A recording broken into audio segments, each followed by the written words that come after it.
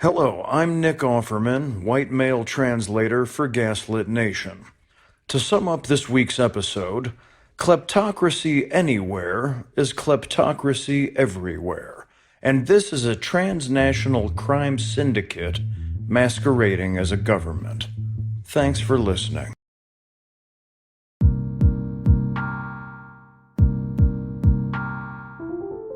Hi, it's ANDREA CHALUPA of GASLIT Nation. My co-host Sarah KENDZIOR and I read the new memoir by Tori Amos, Resistance, a songwriter's story of hope, change, and courage. We were both incredibly inspired by this book. Resistance has important insights on the creative process and why, as we're always saying on GASLIT Nation, art matters, especially in times of crisis. Check out our interview with Tori published on May 19. We're thrilled to share an excerpt with our listeners from her chapter on the inspiration behind her classic song, Cornflake Girl, which concludes with Tori reading the lyrics. This excerpt of Resistance is provided to us courtesy of Simon & Schuster Audio and read by Tori Amos.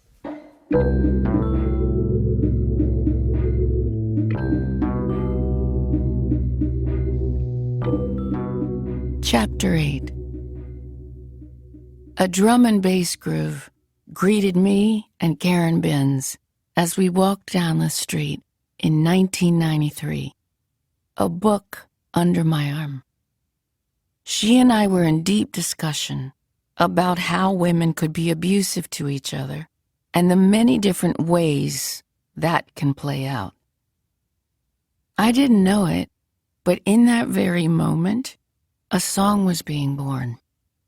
A song that has sparked varied interpretations by its listeners in the past 27 years. Once a song leaves my lair, it will form relationships that I have no control over and really should not want to have control over. But the fact is, each song does have a genesis. Do I consciously know every aspect of the pollination process that creates a song? No.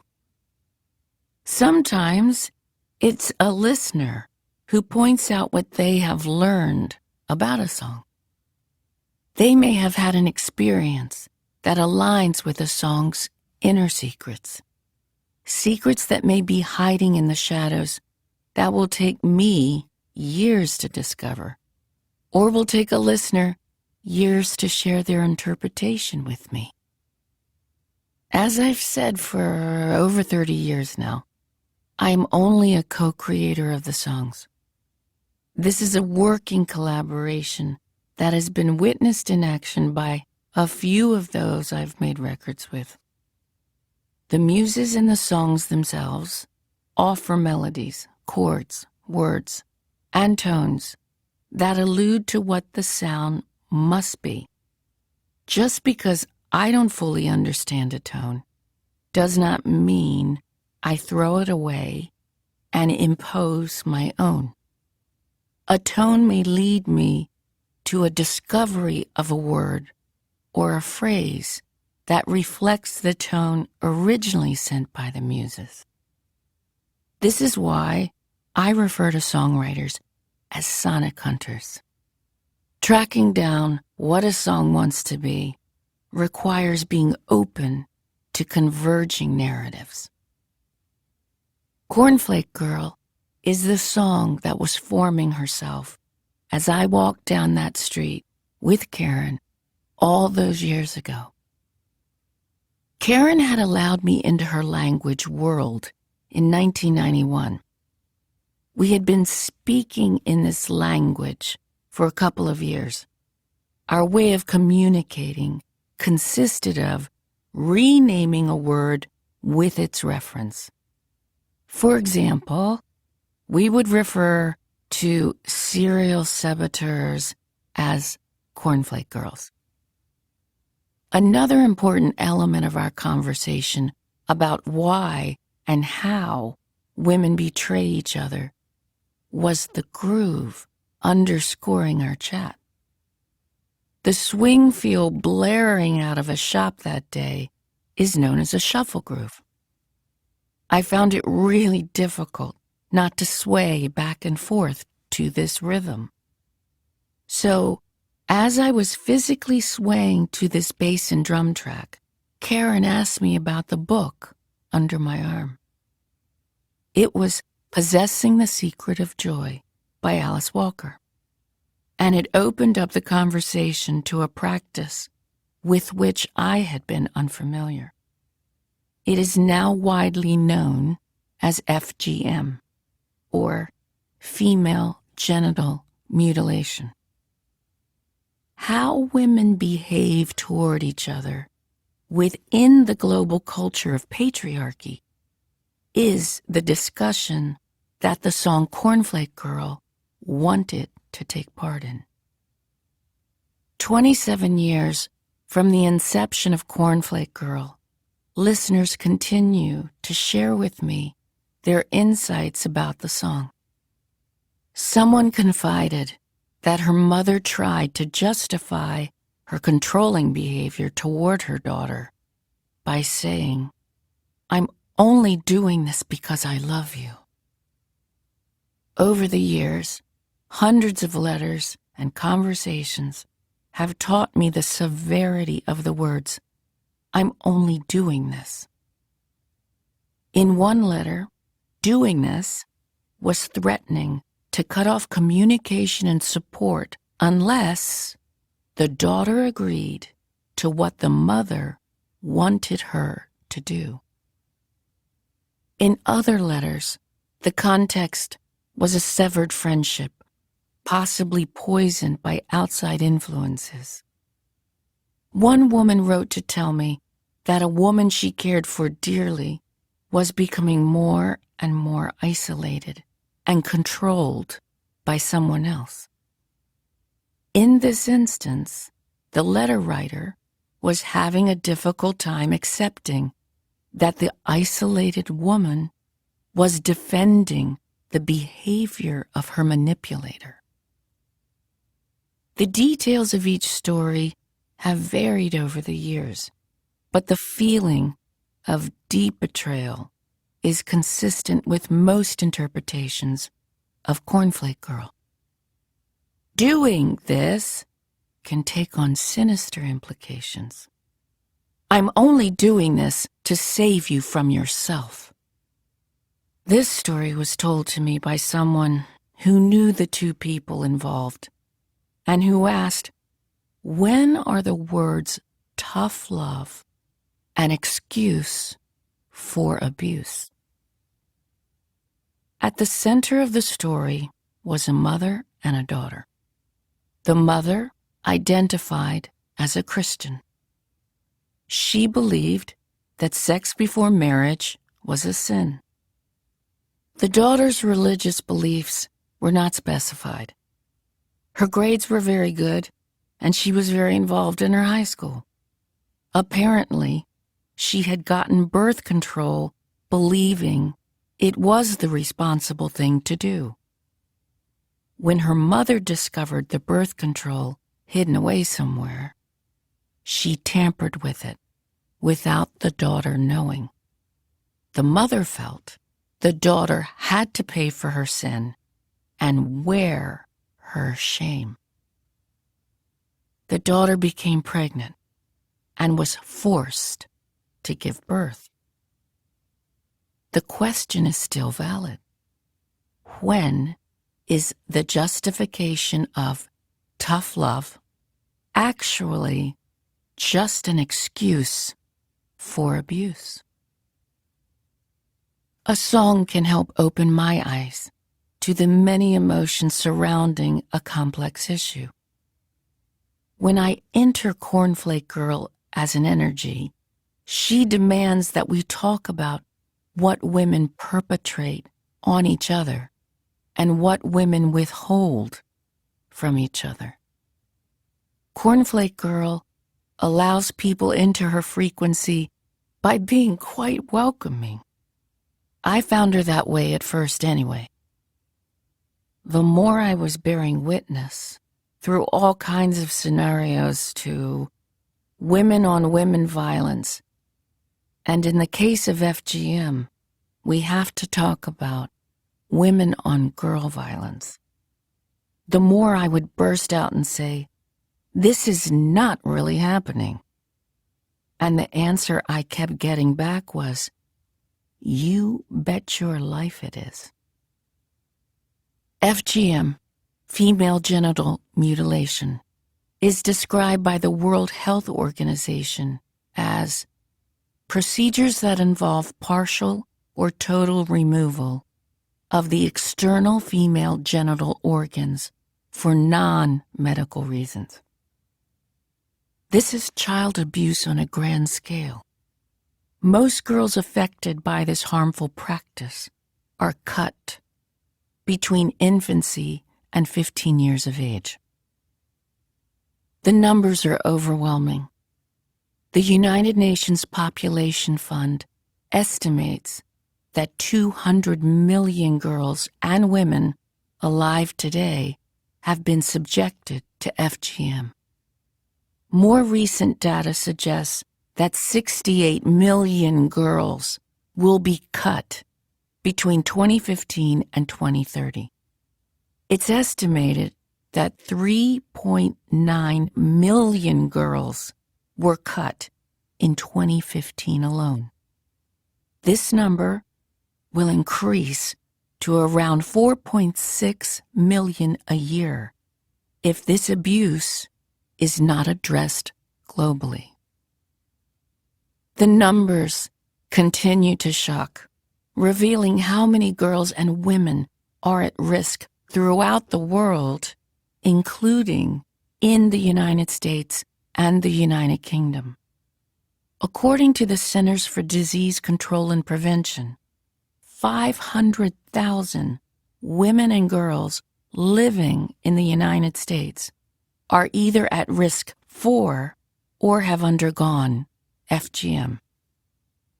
There are subjects songwriters take on because the subject haunts them. My view of this particular women's issue was pried open by Alice Walker's words. Years later, I am still learning about the complexities surrounding this harrowing practice. At first, I could not understand how someone could say they loved a young girl and then take her to a cutter who might use a razor blade, a scalpel, scissors, a knife, or a piece of glass to cut out a portion of or all of the girl's genitals. As I've been exposed to this practice and am still understanding more each day, it has become essential for me not to view it only as part of certain cultural communities. This is global gender inequality. If we do not get involved, the numbers of victims of FGM are set to rise. With that in mind, I began recently to research the origins of this violent practice and how we as women became complicit in it. Women and men are carrying on the tradition and taking their daughters to have their genitals cut, and healthcare officials, teachers, judges, and lawyers are also perpetuating this violence. Even if by turning and looking the other way, many people are culpable. We have to talk about this because it's not going away, and no one in the United States has been convicted of the practice. Those involved must be held accountable. Are U.S. state lines being crossed to take girls to a medical care professional who is getting paid handsomely to violently abuse them? FGM predates the rise of Christianity and Islam and has been practiced all over the world. So it is not the province of a single religion. As the United Nations Population Fund states on its website, unfpa.org, in Western Europe, and the United States, clitoridectomy was described to be practiced so as to treat perceived ailments like hysteria, epilepsy, mental disorders, masturbation, nymphomania, and melancholia in the 1950s. The information on unfpa.org is useful to those of us trying to understand the severity of and the complex psychological issues attached to this life-changing procedure. For families to stop cutting girls, they will need support from the wider community. Because FGM is a prerequisite for marriage in many communities, economic necessity justifies the practice to many parents. The narrative has also been cleverly controlled by the patriarchy. One unbelievable myth warns that an uncut clitoris will grow to the size of a penis. Heaven forbid. The album that Cornflake Girl is on was originally entitled God with a Big G. But that got shot down by someone at the label. So then, the muses guided me to the more expansive album title, Under the Pink. This reference was intended to speak to most women who have a pink to flesh-colored G-spot associated with their internal anatomy. Lies claiming that FGM will enhance fertility or ensure child survival are passed down through the generations. According to the United Nations Population Fund, many people believe that a woman's sexuality is insatiable if parts of the genitalia, especially the clitoris, are not removed. FGM is thought to ensure virginity before marriage and fidelity afterward, and to increase male sexual pleasure. The patriarchy was able to get some women to agree that the external female genitalia are considered dirty and ugly and should be removed to promote hygiene and aesthetic appeal. We can all become indoctrinated into a narrative that is harmful, a narrative that can have deadly consequences, a narrative that can scar a person for the rest of her life. Physically and psychologically scar a person for the rest of her life. First and foremost, we have to have compassion and understanding for the women who have been cut as girls and who as women still believe that in order to protect their daughters, they too must be cut. But the reality is that FGM is one of the worst forms of sexual assault. FGM is child abuse of the worst kind. In response to the first conviction in the United Kingdom of a mother committing FGM on her 3-year-old daughter, a woman came forward to say that she could have easily been that mother, that she would have practiced FGM and cut her daughter had a healthcare professional not explained the harmful effects her beloved girl child would suffer. The woman had been cut herself as a girl and thought, well, this was done to my grandmother, and then done to my mother, and then done to me. So if I don't continue the cultural tradition, I will have failed them all, including my daughter. The psychological torment of this practice is heartbreaking, truly heartbreaking.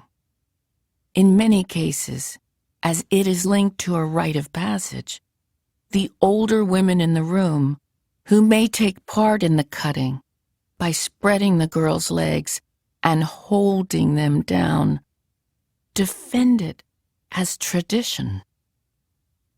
The result of this violent practice is for the girl to have no sexual desire. The result of continuing the practice of FGM is to subjugate women physically and psychologically. The result of all of this is the global control of a gender. Some of the defenders of the practice of FGM, usually downplaying it by calling it circumcision, are very powerful religious leaders. Some religious scholars, however, have said that FGM is not in the holy books, and that religious leaders are only voicing their opinion. I encourage people to listen to survivors of FGM tell their stories. The telling of their stories is not just about educating us and informing us about this harmful practice. These women survivors are allowing us to feel the depth of their pain, not only physical, but the additional heartache of trust, dying in the harsh light of such a betrayal. These women are sharing their wounds, physical and emotional, and showing us how they have transformed and transmuted these wounds. These women are on a path of empowerment and healing through their activism. They all say in their own way, "We were cut for men." FGM activists are doing everything they can to make sure this abusive practice doesn't go underground. Survivors devoted to change are speaking out about what has been a closely guarded secret. Listening to the women describe being terrified as they are held down, usually by people they have trusted, has had a searing impact on me. Each story is so deeply personal, with one woman intently detailing how the cutter had sawed away at her flesh, which the cutter then threw across the room. She was talking about her clitoris being sawed off piece by piece as she was screaming in pain, and then voicing her realization that this portion of herself had been denied her, discarded, thrown away, and was gone forever. The journey from abuse to empowerment of Khadija Blah, Dr. Aissatou Toure, Jaha Dukure, Halimatu Cisse, Layla Hussein, Robi Samweli, Nimco Ali, and many more, each telling her story, is the testament of turning sexual assault and child abuse into powerful, meaningful, effective global activism. Cornflake girl. Never was a cornflake girl. Thought that was a good solution. Hanging with the raisin girls. She's gone to the other side, given us a yo heave ho. Things are getting kind of gross. And I go at sleepy time. This is not really happening. You bet your life it is. You bet your life it is. Honey, you bet your life. It's a peel out the watchword. Just peel out the watchword.